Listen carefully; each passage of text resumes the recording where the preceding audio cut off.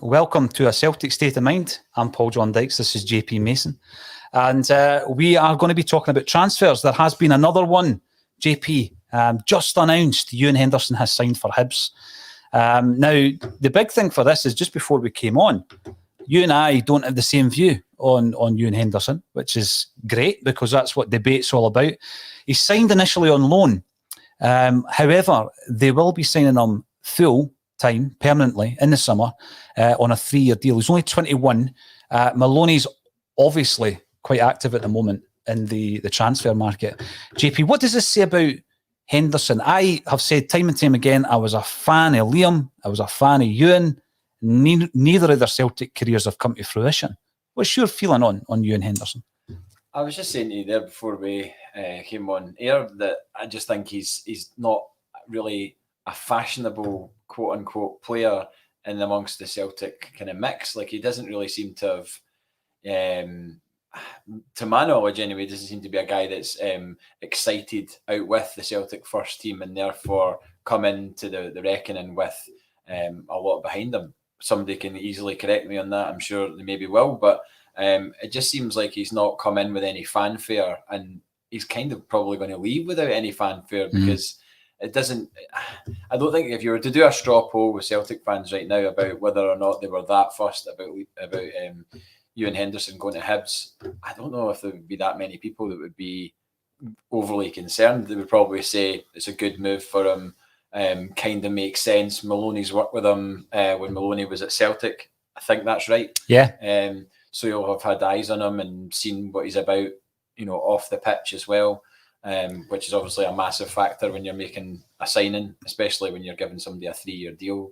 And it's interesting that it's a loan within it. It's basically what we're doing with Maeda, isn't it? Yeah. So provides like a compulsory purchase. Yeah, aye. So I mean, I'm not at all surprised. There's been murmurs of Henderson going there. It might put to bed the Martin Boyle to Celtic rumour, because you would think that there would have been maybe, if there was deals being done between Hibs and Celtic, that would have been linked in some like a way, make weight, perhaps, because there's been chat of Martin Boyle plus money plus Mikey Johnston for Martin Boyle, or money plus Ewan Henderson for Martin Boyle. The figure for Martin Boyle, I think, is fair. If it was 3 million, it does seem a lot for a 28-year-old player, but given recent departures from our division, to not be paying 3 million for Martin Boyle. Is that his actual transfer fee? Is that a fantasy one? Maybe a fantasy, maybe a fantasy one. I'm not sure, but I think when you look at the figures that are bandied about, he is a proven SPFL player. Who's scored goals from a wide position, can play through the middle as well. We also what he did at Hampden. Not that you would go and sign someone based on a single performance like that. You would obviously like to think it would be a bit more balanced than just one game. But yeah, back to Ewan Henderson. Even I'm not. I like to see people going on and develop their careers. And if he's stagnating a bit at Celtic at 21, I guess 21 is the type of age where you want to be playing regular first team football, and now's that time. Definitely is. I'm going to have a look just while we're talking about him, just to see how many games he actually played, because he didn't play a great deal. Someone the other day, I think it was in yesterday's bulletin, big shout out to the guys yesterday. It was a very enjoyable bulletin. They were talking about the fact that we see them on match days and for the fleeting appearances, JP. And I've always thought that Ewan Henderson looked pretty good. I thought, he comes in against Betis this season, scores a goal. He came in that night that we played Hazard, Sorrow and Turnbull last season against Lille. And I thought he was probably the standout of all the guys, and Sorrow and Turnbull seemed to kick on a wee bit, as did Hazard. Turnbull's the only guy now that would get a game in the team. He only made 11 appearances for Celtic. The loan deal out to Ross County didn't work out for Henderson. It was only 10 appearances he made. And of course, he spent some time at East End making a further 10 appearances. At the age of 21, you really need to be looking at 31 appearances. That's substitute and starts as not being enough. And you need to go away and get first team football. So I agree with you, it's a good move for Ewan Henderson. Whether or not he goes on to bigger and better things I don't know. He's certainly working with a very good up-and-coming coach with regards to Sean Maloney. As you stated, they know each other. Liam Henderson didn't do bad when he left Celtic, did he, really? I mean, he's doing well in Italy. No, I mean, I'm as impressed with his ability to speak Italian as I am as his footballing exploits. I mean, to go somewhere like that and learn the language and everything else is so commendable, because, you know, I reckon probably a lot of transfers have not been successful with players going to, not that it's happened a lot, but with players going to another European league and not embracing the culture and not, you know, trying to, you know, learn the language. I think that would play a massive part in whether or not you're going to be a success there. But he's obviously, you know, I think being kind of earmarked by other Italian clubs to, you know, he's got a reputation now within the game in Italy, which is pretty amazing for a Scottish player. Mm. So I think back to being a wee guy watching, you know, Serie A and Gazzetta Football Italia and stuff like that, and think how mental is it that he's actually there and playing in those stadiums. I mean, I've only ever been to the San Siro. I'd love to go to, you know, the other sort of big stadiums like Napoli and, you know, what do you call it, and Turin and stuff like that. You know, but he's actually, you know, getting to go to these places. I think it's a great advert for Scottish football. I mean, we've also got Aaron Hickey over there playing for Bologna, but, you know, even further back than the Channel 4 coverage of Italian football, which I also loved, you know, back at that time. Prior to that, Ian Rush goes to Juventus, doesn't settle, is kind of regarded as a flop, has to come back to Liverpool. So it's a tough gig for any player going over there. With respect to Ian Rush, I can't really imagine him speaking Italian. No, well, actually, I remember there's a great quote about that, but I won't want to embarrass Rushy. By the way, I would recommend that you read his book. Very good autobiography. Last night, Rudy Vata's wife, who's on Twitter, who regularly tweets about Rocco, which is always a great thing because you're keeping up to tabs on his progression, revealed that Rudy Vata speaks 7 languages. So he's obviously one of these guys, JP, that wherever he went from his homeland in Albania over to Celtic, played in France, and then he comes to Celtic, he spends time in Germany, he spent time in Japan. I saw that the other day, the Japan thing, he had the Yokohama strip on. It looked great. I don't think it was was it the Marinos, or were they called something different at the time? That it was definitely Yokohama, you know, and then something after that, but I don't know if it was Marinos.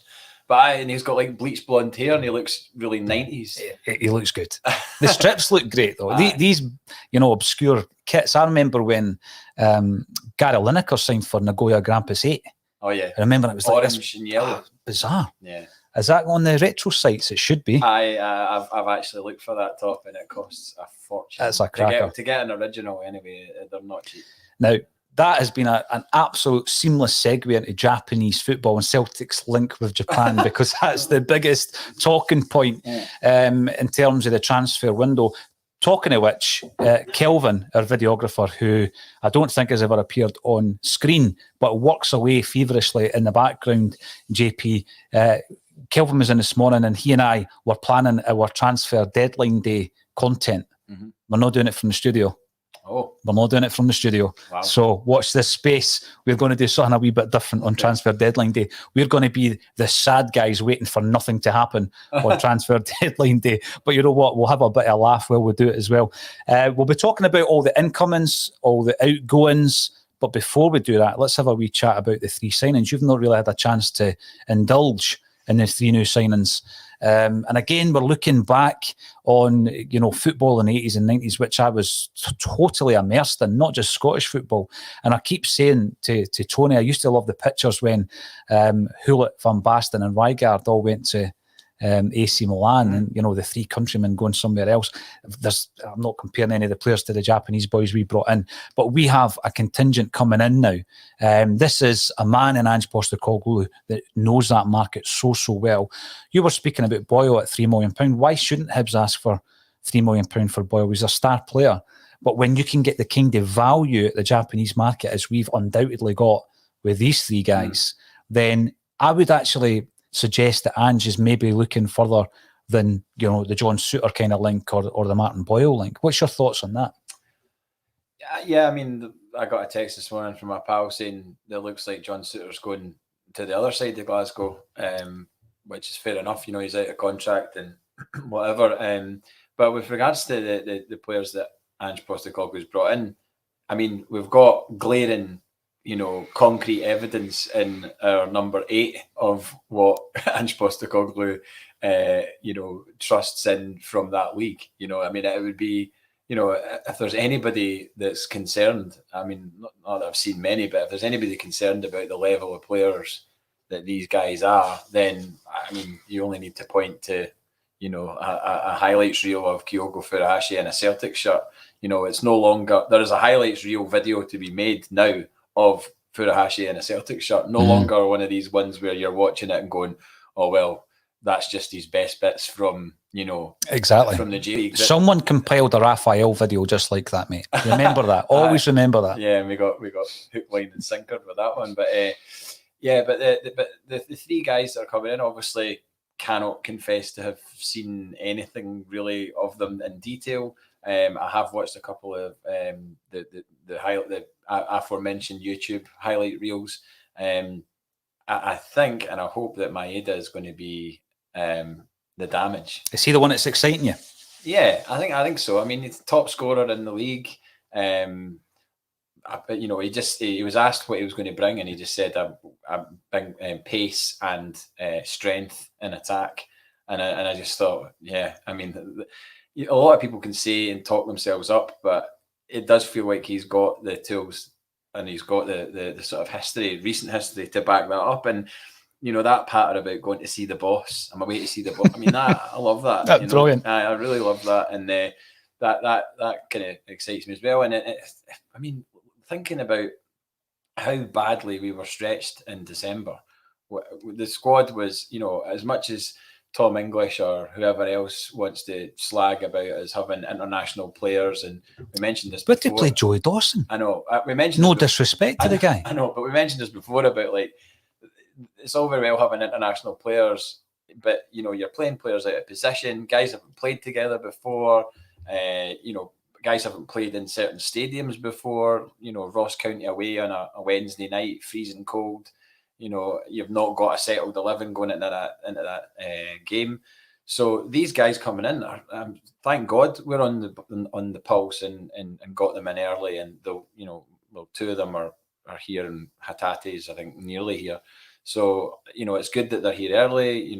Bed them into the side and just bolster that squad that was falling apart at the seams as we were getting towards the end of December. And of course, that's the reason why we asked for the winter break to be pulled forward, isn't it? I mean, like, nothing to do with the fact that we wanted to have fans back in the ground, which may or may not be a thing based on that article that dropped late last night. I mean, that's another topic.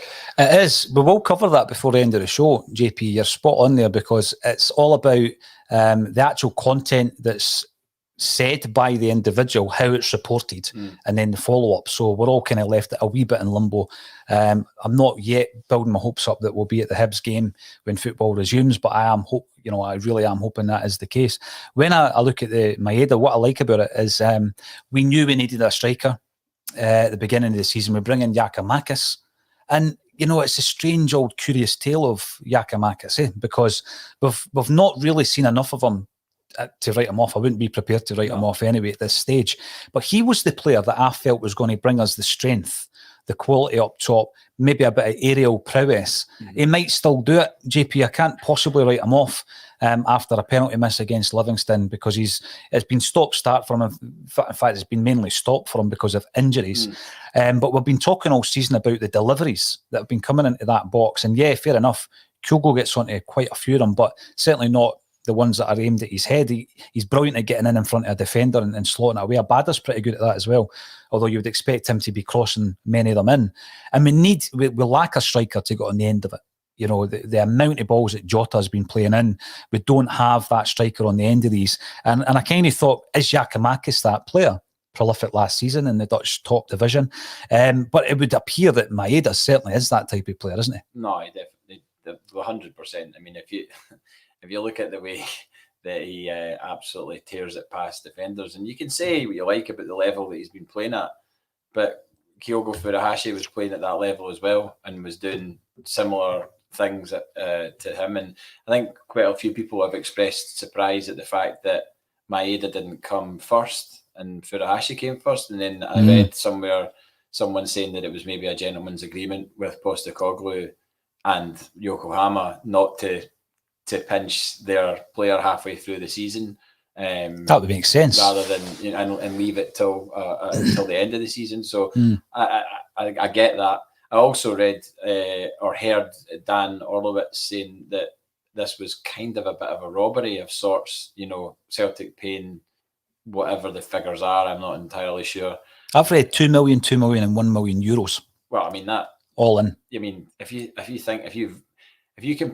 they are at a similar level, or even maybe a couple of notches down from Furuhashi, if that is the case, the amount of that versus the amount of money that we've squandered on players over I mean, you go back to somebody like Nadir Chifchi, like 1.5 in the news this week again. Yeah, signing for St Johnstone. I mean, Nadir Chifchi has proven beyond his Celtic career that is a level. Like, he hasn't gone on and done wondrous things since he's left Celtic and justified us paying that money for him.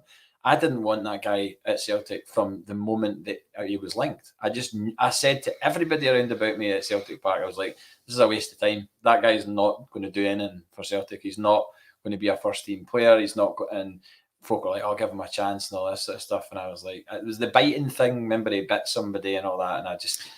And he went on to hook Emilio at training. Oh, I didn't know. Remember, he burst his ear. Oh, really? At training, yes. I heard.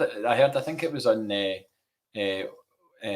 Open Goal with an early Open Goal with Simon Ferry, where he spoke about him going all the way down to London to buy a pair of Louboutin trainers, and then I think he spent like 1,500 or $2,000 on a pair of trainers just because he suddenly had all this money because he was at Celtic and money coming out of his ears, and then he bought the trainers and then was walking about and then immediately got the guilt about having such expensive trainers, so took them back and then instead of getting his money back, they just gave him a credit note for the shop, and then they were all slagging him in the dressing room apparently. So, but you go back to him, and then there's been so many other players that we've brought in that haven't anywhere near tens of millions filled the shirt, tens of millions of pounds, and so whatever it is we spent on these guys, I honestly trust Ange Postecoglou so much with, I trust him with, my mortgage because I just think he's savvy about.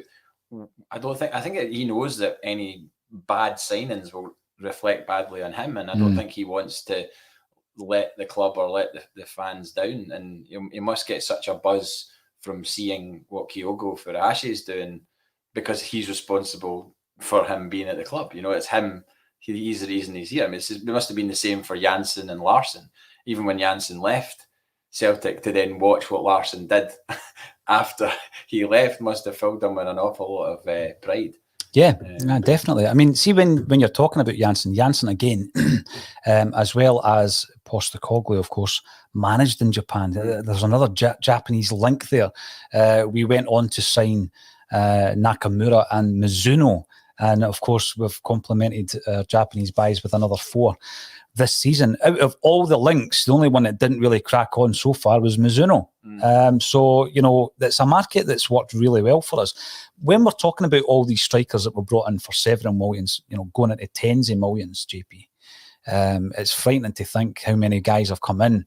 I think the only one that's gone on and done okay is probably Pukki. I can't think of a player that's gone on and you thought, well, I never seen that at Celtic. Yeah. Klamala's done okay, I guess.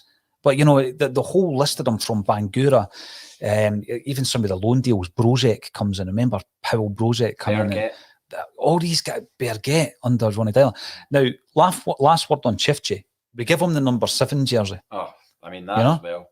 Yeah. Who else has had that? Lundberg? Janino. So we give him the number 7 jersey.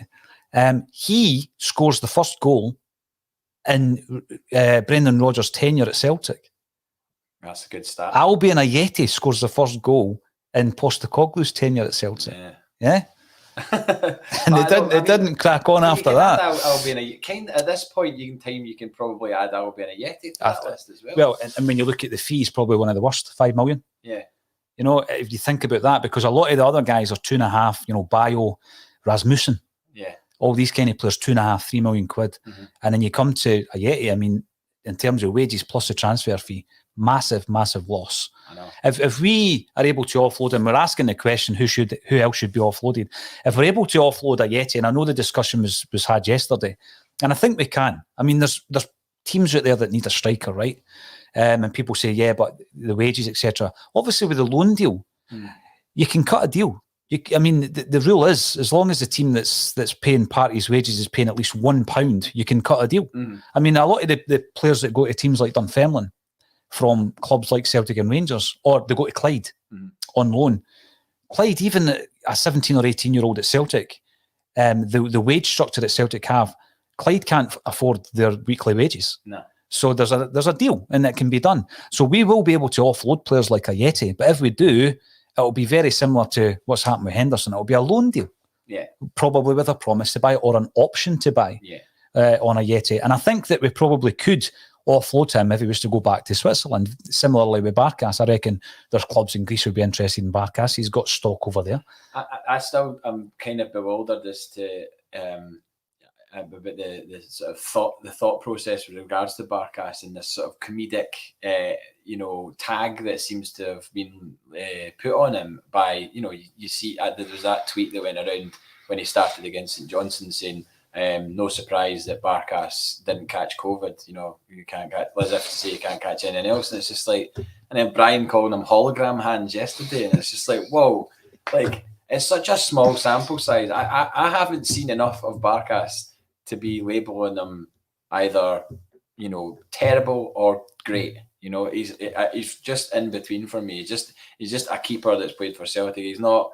I don't think he's been the unmitigated disaster. He's been an unmitigated disaster in the sense that we paid $5 million for him, and he's not nailed down a first team place. But last season was insane, like for all manner of reasons. And I wouldn't be, overly concerned if Barkas was the backup along with Bain until the end of the season. And then if in the summer, if somebody was to come in from him, fine, because he's clearly not settled. But like I said, I don't think he's as bad as he's been made out to be. He's not. I've seen worse keepers at Celtic than Barkas. I have, and see the other thing about the goalkeeper situation, who should be offloaded. I think that's a situation where we need to do something in that department. We've got a number one, a stick-on number one in Joe Hart, right? And then you're looking at, right, so who's his backup? The amount of goalkeepers we've got Ross Doohan out on loan to Tranmere Rovers. You've got Toby Iwalemi, who is an England under-19. I don't know if he's got a cap yet. He's certainly been in the squad. And he's a guy that is well thought of. Kennedy was talking about him, as was Darren O'Day last season. You've then got Connor Hazard, who comes in for that game against Lille, as did Ewan Henderson, who we started off the show speaking about.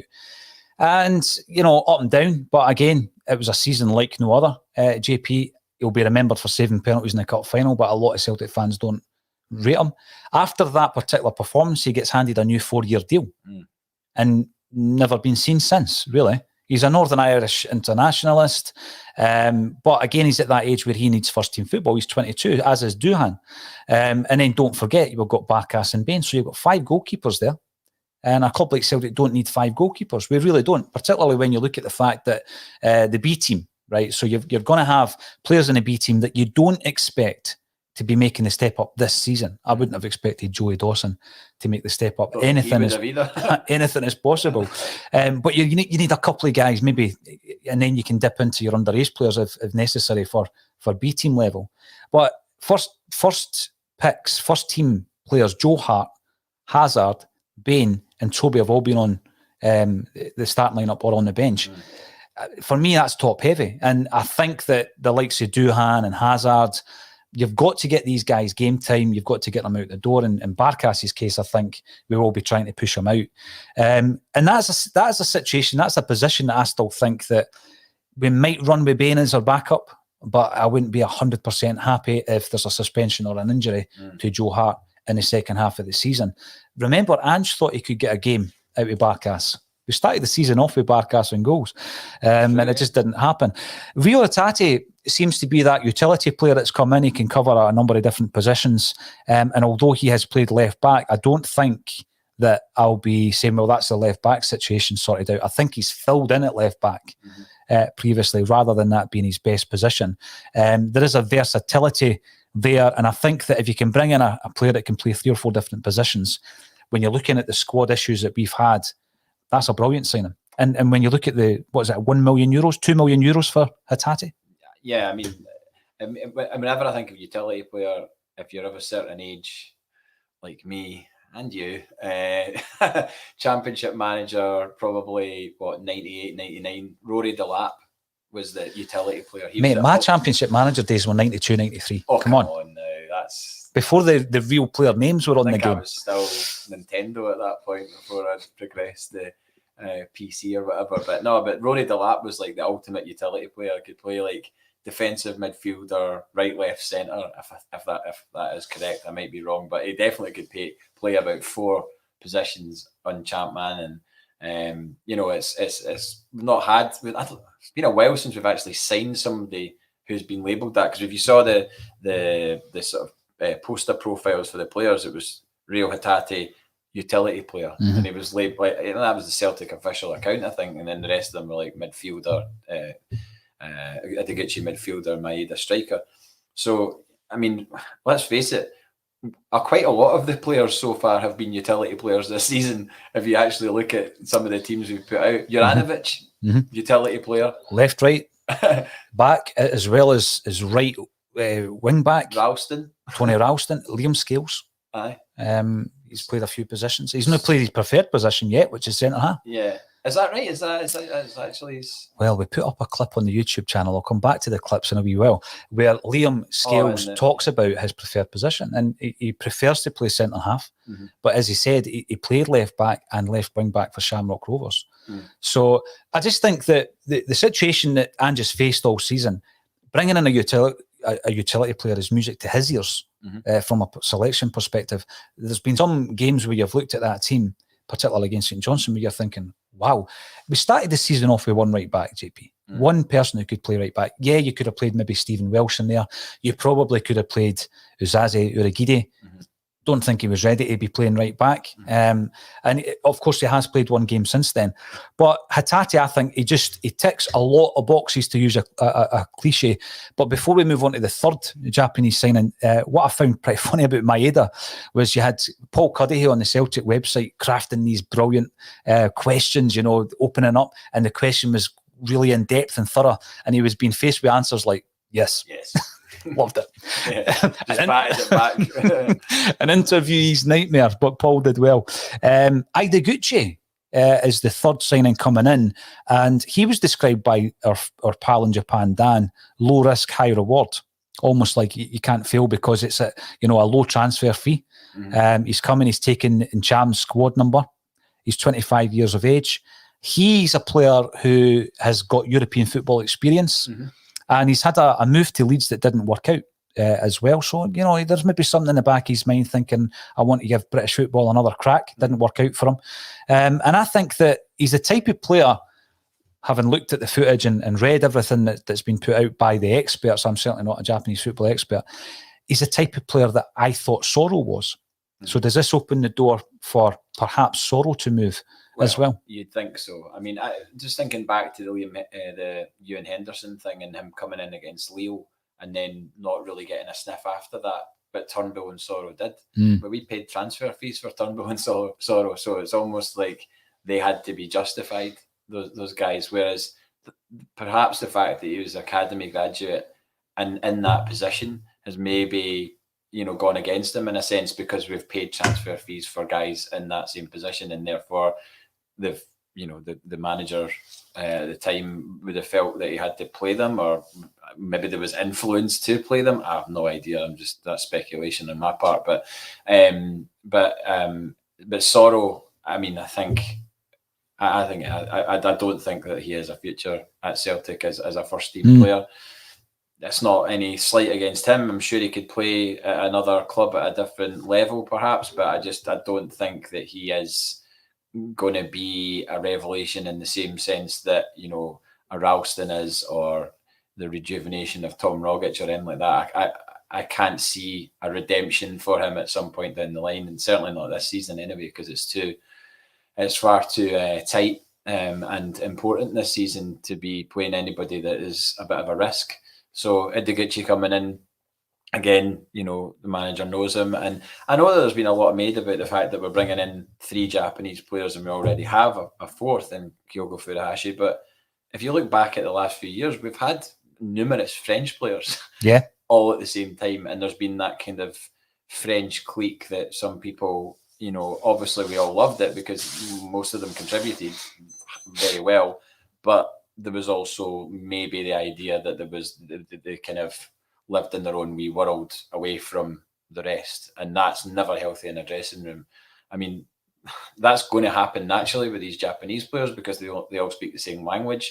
But I don't see you can see how Kyogo Furuhashi's been integrated into the squad and the team, and how much everybody loves him and everything else. So, you know, that's not been an issue for him, and I certainly don't have an issue with, you know, having 4 players from a league that I don't know that well. I mean, I'm just looking at it as in terms of I'm trusting the manager's judgment on them as footballers. So Ideguchi coming in, yes, he might not have maybe the same hype about him as the other ones do, but he's still somebody that the manager's hanging his hat on, and therefore I'll you know, look forward to seeing. I'm looking forward to seeing them all, and I really hope we're seeing them all in the flesh and not on a stream. Yeah, absolutely. JP, you're talking there about how you want to bring a kind of support network in for players. Although I'm not saying Kyogo seemed isolated, because he hasn't seemed isolated, to have other people coming in from Japan, I guess, would be quite comforting in terms of off the park, off the field, and it might help him in that respect. It can work both ways. Like you say, there was talk of some kind of unrest or cliques developing last season. But think back to Janssen's time. We've spoke about Janssen a couple of times over the last few days. You know, that's big Scandinavian influence, you know, and that worked in the favour of the team as well. It doesn't, I mean, a clique doesn't have to be for the detriment. It could be such a clique that it supports the guys within that, and it helps their performances. Big shout out to everybody who is liking us on Facebook. Doesn't get enough shout outs, so thank you for liking us. And we are being liked by Butterbean Lundy and Michael Voslot, wherever you are in the world. Thank you for that. Ewan Henderson sends her love, and we're getting blown kisses by Jordan Byrne on Facebook as well. Lovely to see. How will it affect Kyogo then? I mean, in terms of his performances, can he even get better? I think we're seeing a player here who appears to be at the peak of his powers anyway. And this is someone who's had a bit of a stop-start with injuries this season as well. Yeah, I mean, obviously I don't really know what his relationship is. I did have a look to see who followed who. That's a bit kind of okay, boomer of me, or 2021. Check to see who follows who, and they don't all follow each other. They maybe will by now, but up until a few days ago they didn't. I think Maeda followed Kyogo Furuhashi, but the other 2 didn't. So maybe there is relationships there already. Do you follow Kyogo? I don't know, but you love him, so I do. You know. But I'm thinking more in terms of whether they actually know each other, like off the park. Yeah. I mean, even if they don't, I mean, they're definitely going to have. I mean, Kyogo Furuhashi has been here 6 months, and will be able to, you know, show them about, and, you know, help them integrate into Celtic, which is quite mad considering that he's probably still finding his feet. Yeah. In the city and in the club.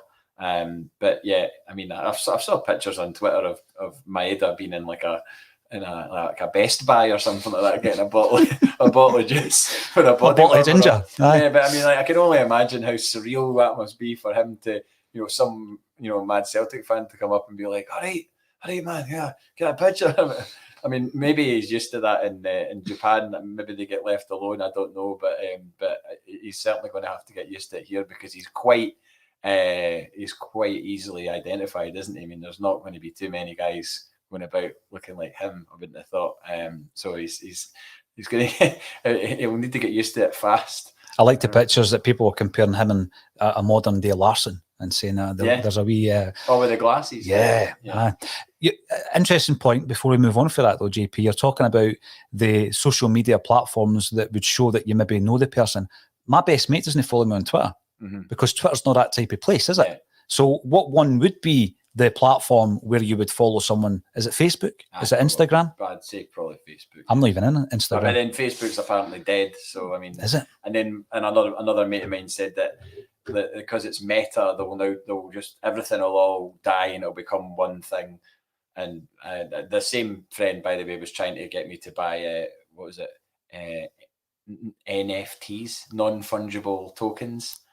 You've never even heard of that, have you? No. Right. Well, that is a whole different world. It's where you basically divide up a piece of art and then you buy a piece of that art as a non-fungible token. It's mental. It's absolutely mental. You're putting me in mind of Bill Drummond. I know. I'm not. By the way, I'm not peddling this. This is just something that's been he bought a piece of art for £25,000, and he cut it into 25,000 pieces and started selling it for £1 a piece. That's digitally. That's what an NFT is. It took me a while to get my head around it, but my friend Nathan was drilling it into me and saying, "If you've got any spare money at all right now, put it into NFTs." He was like, trust me, Jip, 20 years time you'll thank me. And I was like, is this like a Back to the Future thing where you've got a sports almanac or something and you're telling me to like bet on the Yankees to win whatever? And I'm just like, whatever. Wow, interesting. So they're not physically cutting up the artwork like Bill Drummond did. No. Got to thank everybody for tuning in. Matt McIver, good afternoon from Northampton. At this point, this is where people just make up random locations. I'm not saying you are, Matt, and just say, I'm watching you in X, Y, and Z all around the world. But if you are watching in a far-flung place, let us know, because it's always interesting to engage with our audience all over the world. We have seen a big upsurge in Australian viewers and Japanese viewers, which takes me on to the next point. We are buying players from that market because of their ability. Absolutely. There has been occasions in the past where there's been a marketing kind of proxy, if you like. By proxy, there's been a big market. There's going to be a huge interest in Celtic over in Japan at this moment in time. Dan, again, to name drop him, he is an expert in Japanese football. He spoke about that. We were the biggest European club in Japan back in Nakamura's time. We've never been anywhere near that since, for obvious reasons. But now we are verging back into focus in terms of the Japanese market. Is that a big thing for Celtic? Potentially, yeah. I know Stephen from 20 Minute Tims is always quite amused at this idea that, Japanese players equal shirt sales, as if it's like a kind of, a given that we're going to sell loads of shirts in Japan. And obviously that is a bit of a kind of easy conclusion to come to. But I think more of the impact is going to be, if we're going to have any, is more kind of just online interest. I know there's been pointed to the fact that the Celtic Japan account has something like 39,000 followers. That's great, but I mean, I don't really know how that translates in terms of, because you don't know how many of those people are actually based in Japan. It could just be Celtic fans around the world that have just decided to follow that account. Yeah. If there's data that shows that it is in Japan, then that's a different story. I think just the interest in the games and profile being raised, things like seeing digital billboards in Tokyo of Furuhashi and things like that in a Celtic strip. I mean, that, if you're going to question the impact of that, then I would maybe take issue with that, because that's clearly going to have some sort of impact on sports fans in Japan if they're seeing footage. I mean, Furuhashi's goal in the cup final, if that's shared in Japan, that's quite in a sold out stadium, 50,000 national stadium. Folk can say what they want about Scottish football, but he scored 2 goals on the biggest stage currently offered to him in our domestic game and won the game. So I mean, that story as a narrative in itself in Japan surely appeals to a substantial amount of their very large population. And also, Laura made a great point that it took us back to the Italian football in the 1990s, because you had that smoke as the backdrop. Oh, it was amazing. So the whole thing looked absolutely iconic. when Kyogo scores those goals, and that's been beamed all over the world. Yeah, that's currently my kind of fuel to get me through this time of not having football, you know, where like, I just go back to that and watch the videos that I took on my phone and just sort of remember how great. I mean, it's so surreal to think that that was only a few weeks ago, and yet now we're down to. I know that obviously we're in the shutdown at the moment, but prior to that, for that one St Johnstone game, we were down to 500 fans at a game. So you go from that extreme and that absolute high of having, you know, the cup final and everything that it entailed to, you know, watching it on your phone was just that. I mean, I still can't quite get my head around that. So, but yeah, the atmosphere at the League Cup final was unreal. You know, like that the backdrop, like you say and Laura said, it was really special. I know there's been some great images over the last few years, and that is up there. That is one of the finest. On the subject of social media platforms, Stevie Kenny comes in and says he's never out of Facebook jail. Thankfully, I've never been thrown in Facebook jail yet. And Studs Lanigan, what a name. Twitter is absolutely mental red. Anything goes. Well, let's remember that it is real life. People think that, you know, you can say and do what you want on social media. It's not the case. People are affected negatively by what is said and done on social media. So let's just keep it nice, keep it civil, JP, you know. But on that point, I'm always looking at social media and platforms and YouTube and everything else that we do. And I was thinking, you know, one thing I'm a wee bit behind the times with, but I'm going to admit it, right? I don't get TikTok yet. Someone within the studio will set up an Acsom TikTok page at some point. I'm not sure what the content will entail. To contribute to that in any way, because I will refuse point blank. It's, I have certain lines that I need to draw, and being involved in TikTok is not one of them. Well, this is the thing, because there are so many, and we invest a lot of our time on the YouTube channel, Facebook and Twitter, but obviously we've got Twitch, we've got Instagram pages out there, and hopefully we'll have someone else within the studio very soon who will be able to focus a wee bit more time on that. But on the YouTube point, for the last year and a half now, we have been focusing massively on the YouTube channel because that's where the content is going to be. We do have a website, we do have a blog, but we've not been focusing on written content, even though that's the kind of basis of my whole Celtic content creation, JP, writing books.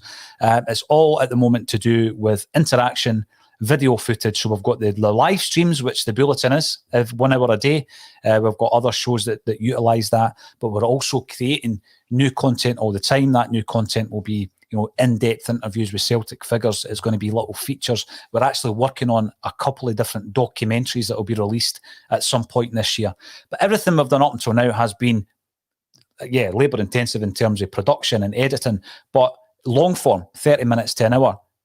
Saturday's bulletin was 2 hours long. So big chunks of content gone on the channel. And what we need to do is we need to have short content and mid content. So we're working on that as well. So talking of which, there's been a few comments on the YouTube channel recently about the clips section of the channel. Just to let you know, no, it's not a shameless cash-in, because you don't make a lot of ad revenue from very, very short clips. So it's nothing to do with that. We're putting our toe in the water, JP, because there will be other uses for clips and shorts and all that kind of stuff moving forward. So watch this space. We are learning as we go on that channel. If you haven't done so already, get subscribing. We've got some massive names lined up for interviews, and I mean massive. GPU know who I'm talking about.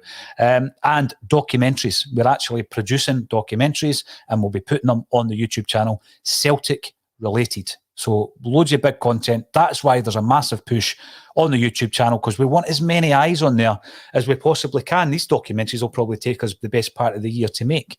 We want as many people to watch them as possible. That is the key to it.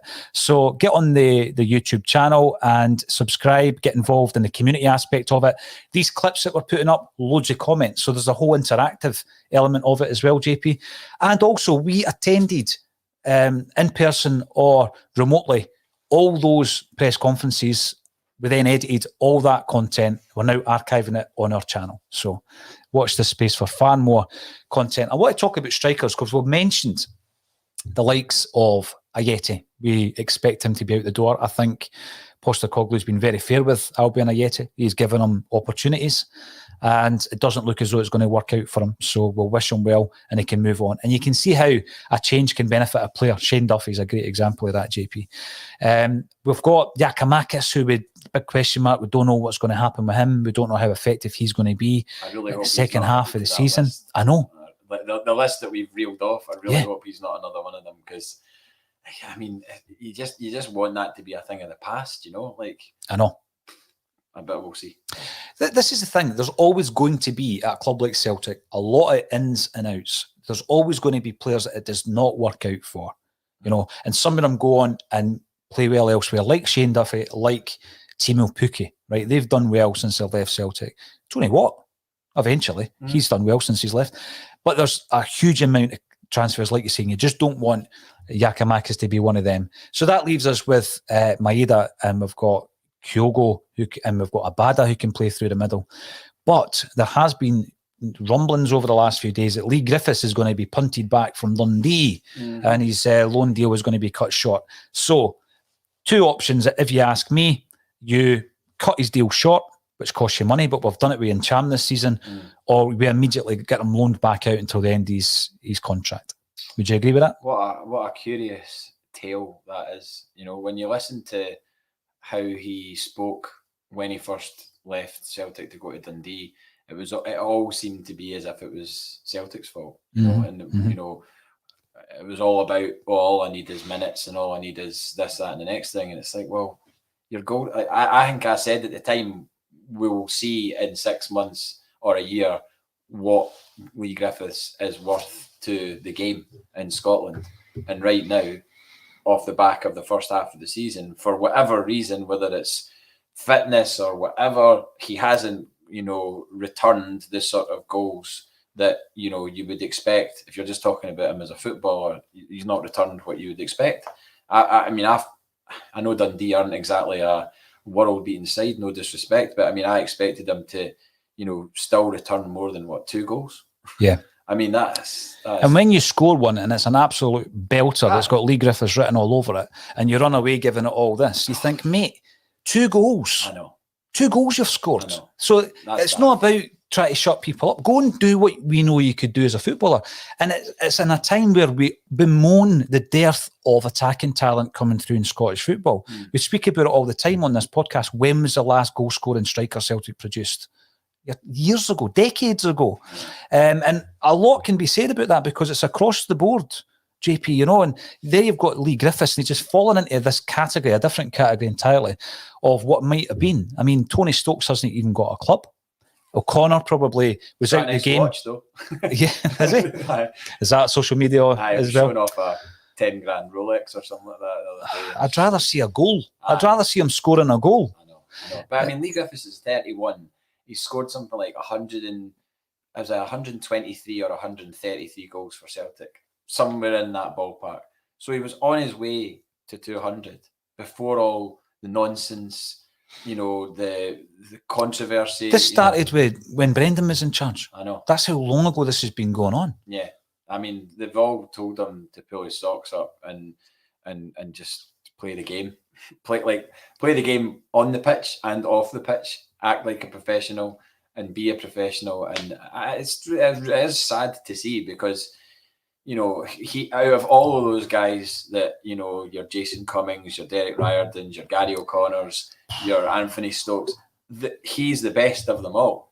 Like, without a shadow of a doubt. I know people still go on about how great a finisher Riordan was, but he didn't do it consistently over a period of time. And he hasn't written himself into the history books, really, at any club.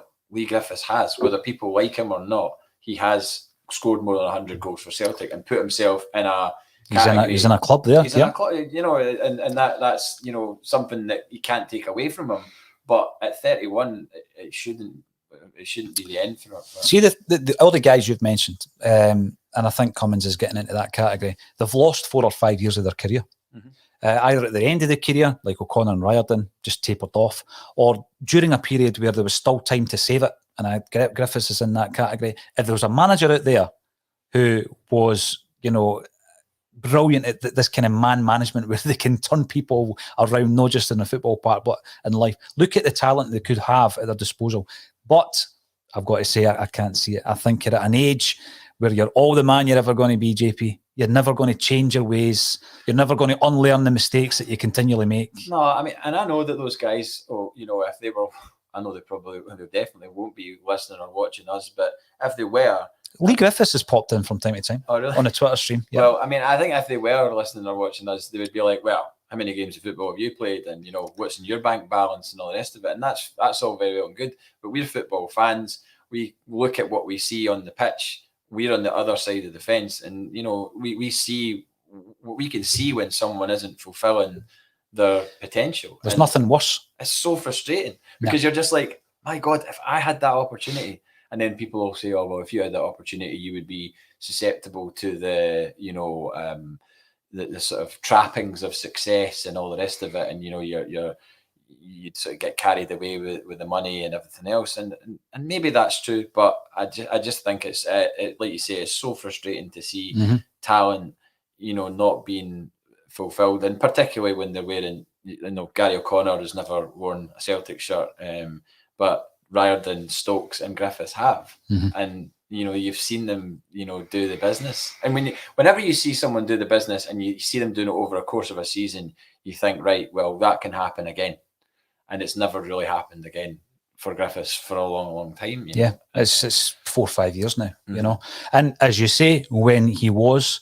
those two free kicks against England. 2 free kicks against England. 40 goals in a season. We know what he could have been. Interesting. This is a great point, actually. And this comes in from HR Puff and Stuff. The names just keep getting better. Jackie Mack, fullback, winger, midfield, a utility player. One of my all-time favourites. Yeah, he was. Funny guy. He's very good at impressions as well. Is he? Yes. I've not read his book yet. I need to get into that. I know Laura has read his book and speaks very highly of it as well.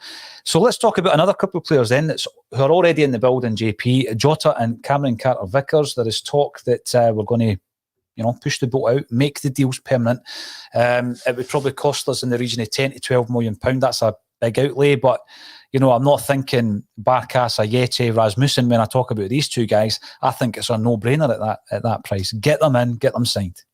Yeah, I mean the outlay, I mean, it does seem a bit much considering we haven't spent that level of money on players for a while, but then we've needed to spend that level of money on players for a while. And when you're talking 6 million each, you're going back to Chris Sutton 20 years ago. Yeah. To a point where we spent 6 million, and football has moved on massively. Transfer fees are insane. Players are going for 10 to 12 million when they've only made 25, 30 starts and can't even nail a first team place at a club. So to pay 6 million for a guy who is at a good age, has proved he can do it at the centre half, and looks really composed and commanding, and there's a potential for sell on there as well, because he's still at that age where, if he was to do well for us for a couple of years, including say in Europe, then there's no reason why he couldn't get a move a la Virgil van Dijk. I'm not saying that he's in the same league as Virgil van Dijk, by the way.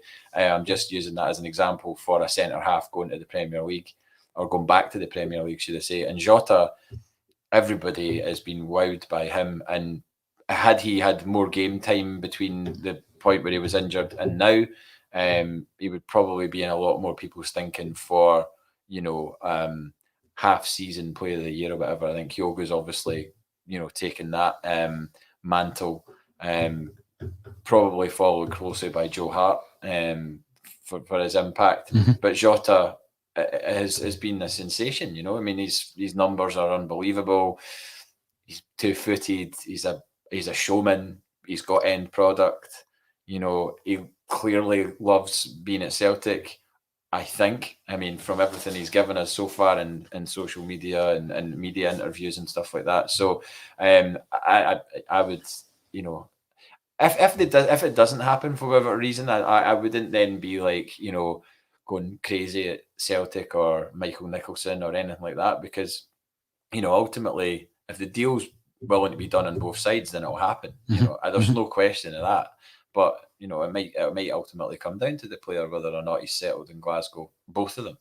So, but the noises that you hear from them, I know everybody always likes to home in on what they hear from a player and make it positive. And it might just be them talking, sort of nonsense or whatever. But I think from what I've heard from them, they would be up for staying. And unless anybody comes in from left field and sweeps them away from us, a bigger club or in a bigger league, then maybe we might actually get away with it and sign them.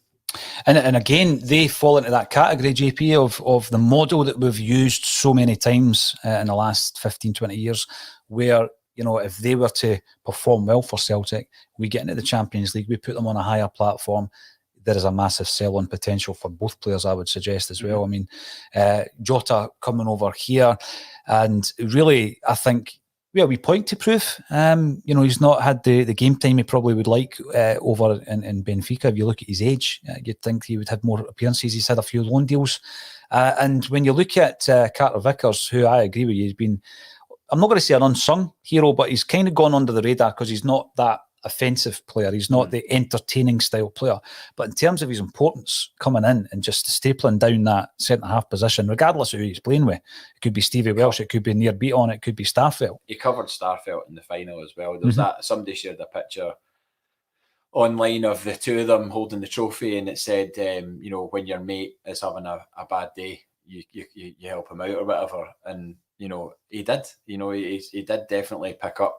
After Starfelt did look a bit shaky in the final at a couple of points. Yeah, Cameron Carter-Vickers was there to kind of bail him out, as was Joe Hart.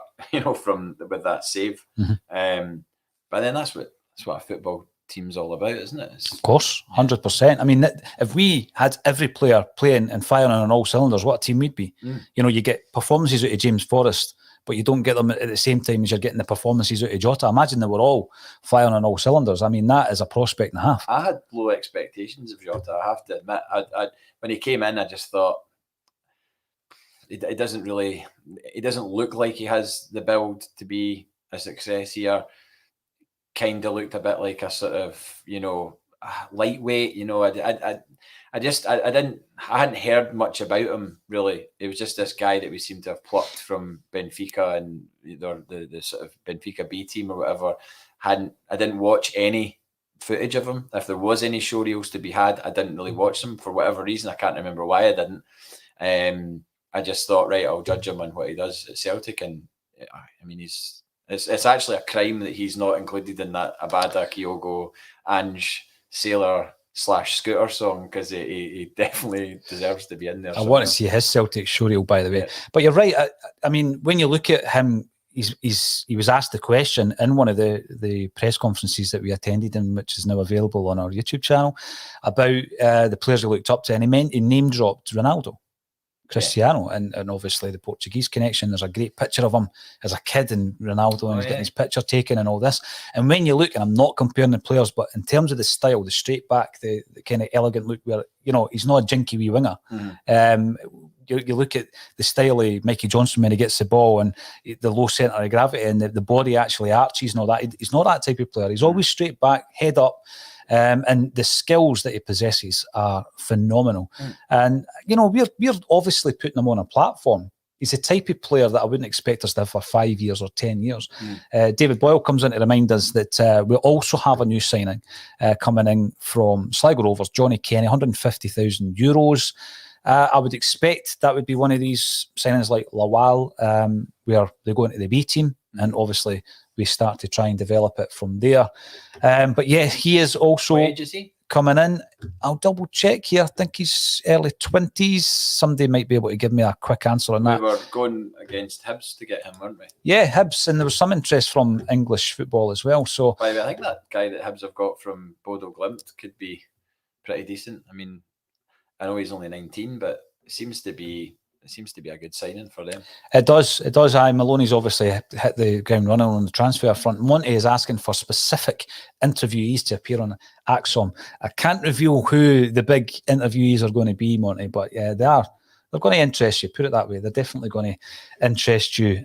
So when you think about that, though, if we get Jota and Carter Vickers in, massive outlay, would you then expect Celtic to probably then shop in the loan market if we're bringing anybody else in? Well, I mean, I guess obviously there's uncertainty over finance, and that figure that was bandied about £2 million being shed every week by He's 18, by the way. He's 18. Yeah, right? Okay. He's younger than I gave him credit for. Thank you. But that figure of £2 million that's being shedded by clubs every week, that's a lot of money, and no matter how good our finances are or not great our finances are, we're not immune to this situation. So I really, really hope that article is correct last night. I mean, the guy that wrote it has been wrong before, so I certainly didn't read it and go, right, okay, well that's. Are we talking off the scale billionaires? Yes. All right. Yes, we're definitely talking about that. So I mean, I'm not hanging my hat on that at all. Obviously, I hope that it's true, but with regards to us and what we spend, in the rest of this month, I guess it just depends who's available. If there is any deals to be done in a different market. That we've been linked to Hans Wolf and Zinedine Ferhat, I think, as well as the other one, a French or French Algerian playmaker. So I mean, it's kind of open season again, but I mean, we're only 6 days into the transfer window, and our deals are notoriously late in the day. It's always sort of lastminute.com signings that we're used to, and by and large, our January windows have been terrible. Like I put up a picture of Maeda and said potentially best January signing ever, and I'm only bookmarking that in my mind because I don't know how it's going to play out, but I have a feeling that he's going to work out really well. And it's a pretty low, a low benchmark, or a low barometer to measure him against, because we've not had that many successful January. We've signed the most expensive Scottish footballer of all time in Ollie Burke. Oh my God! January. Did you see the Instagram pictures of him the other? No. Where is he these days? Taking pictures of Sheffield Wednesday? Taking pictures of himself in a lift wearing Sheffield United. Absolutely ridiculous clothing, looking like he's in, I don't know, a future scene in Bill and Ted's or something like that. Like these giant, like green and black trainers and like this big black kind of like space jacket and shades on and all that. Just shows a goal. I know. I don't want to see your watch and your gutties. Shows a goal.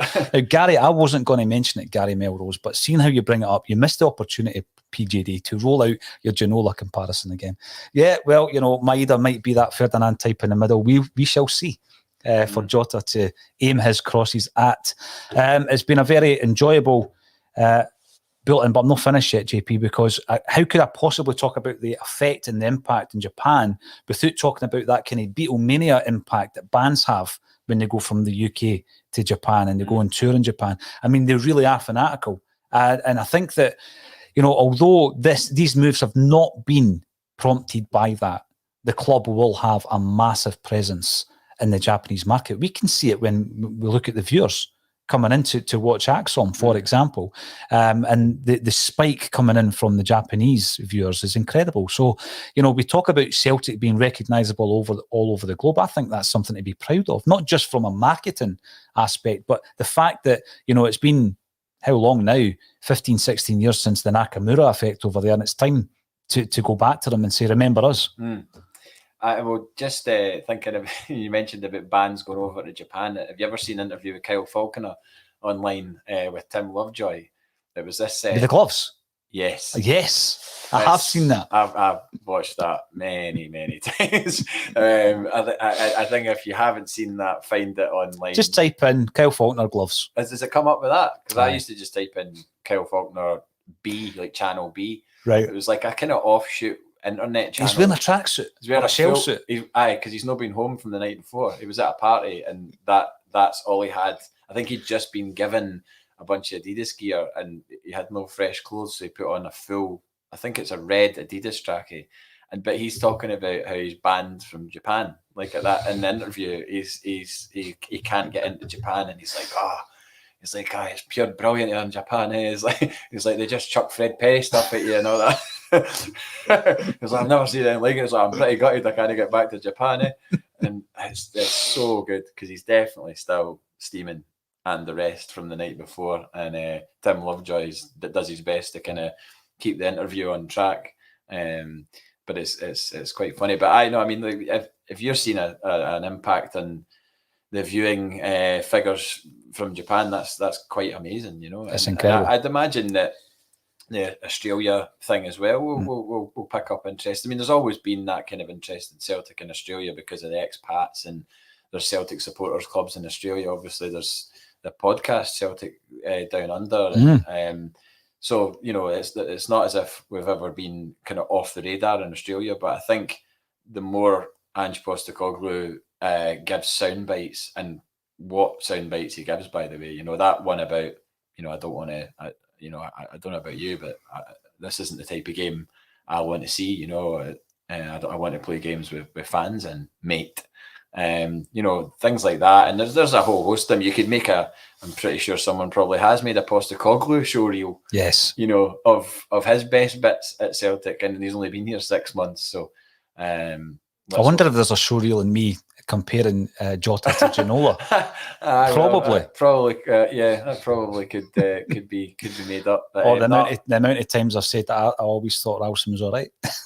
I mean, you did call it after that Livingston game. I remember, you know, that was last January. That was a year ago, wasn't it? Listen, I didn't get it right that often, mate. So you've got to a whole year ago. Yeah. Oh my God. Yeah. God, that's so. We were in Dubai a year ago, right now. Yeah. Actually, there in that sort of 6 or 7 days that we had off. It's absolutely mental. That's when the wheels fell off. Oh, I mean, big time. But listen, we got over it. We're still here, and we are hoping to be back at the Hibs game in just a couple of weeks' time. So 17th it is. Monday the 7th. I think it's Monday the 17th. I really, really hope I'm walking into a freezing cold Celtic Park that night and saying all right to everybody around about me. Sean, who I think is in New Zealand right now, will probably listen to this. So hello, Sean. Yeah, just I really, really hope that's where we are, because just want to be there to support the team as I wanted to be there all of last season as well. It's weird because when you're giving something back, like we have been recently with gigs and football, and then it's taken away from you again. And, you know, before anybody starts playing the tiny violin, it's my life we're talking about here. It's my job. I work in live music. I can't do my job right now. So, and I can't go to a football match. So, you know, if anybody wants to be disparaging about that, fine. But that's what keeps me going, you know. So it's hard when you've been. But the only good thing about it is you know that we got it back, so we were going to get it back again. It's just how long that will be, and I really hope it's not long at all. No, I hope so as well. JP, it's always an absolute pleasure to have you in the studio. So thanks for joining us again. And thank you, everybody, for getting involved in the comment section. As I was saying before, get subscribing on YouTube. We're all about getting as many eyes as possible, not only on the daily stuff, but on the big planned interviews and documentaries that we've got coming up in 2022 as well. And, you know, we even bring people into the studio if they ask us nicely. So Ewan Boy Martin came in and he was brilliant, and that's up on the channel as well. Give it a look. He's always in the comment section. Thanks again, JP Mason, for joining me on A Celtic State of Mind.